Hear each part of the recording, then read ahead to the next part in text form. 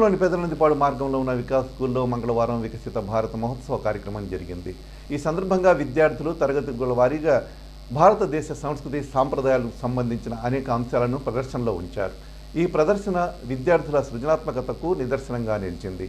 ఈ ప్రదర్శన విద్యార్థులను తల్లిదండ్రులను బాగా ఆకట్టుకుంది. విద్యార్థుల్లో దేశభక్తిని, చరిత్ర, సంస్కృతిని పరిరక్షించేందుకు పెద్ద ఎత్తున కృషి చేస్తున్న పాఠశాల డైరెక్టర్ దండా పవన్ కుమార్ను అభినందించారు. కార్యక్రమంలో పవన్ కుమార్తో పాటు పాఠశాల ఉపాధ్యాయులు, సిబ్బంది పాల్గొన్నారు.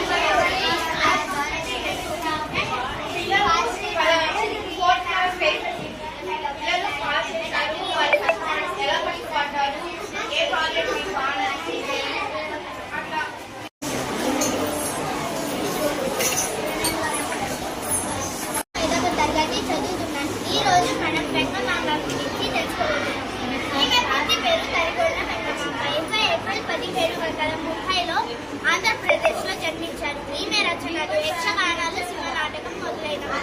ఈమె వెంకటేశ్వర స్వామి పుత్రురాలు. 21 ఆగస్టు 1817లో తిరుమలలో చనిపోయారు. శుభోదయం, నా పేరు వాసియా. నేను 5వ తరగతి చదువుతున్నాను. ఇవాళ మనం మొల్ల గురించి తెలుసుకోబోతున్నాం. కడప జిల్లాలోని గోపవరంలో ఆత్కూరి మొల్ల జన్మించారు. ఈమె 1440లో 16వ శతాబ్దపు తెలుగు కవయిత్రి. మొల్ల శైలి చాలా సరళమైనది.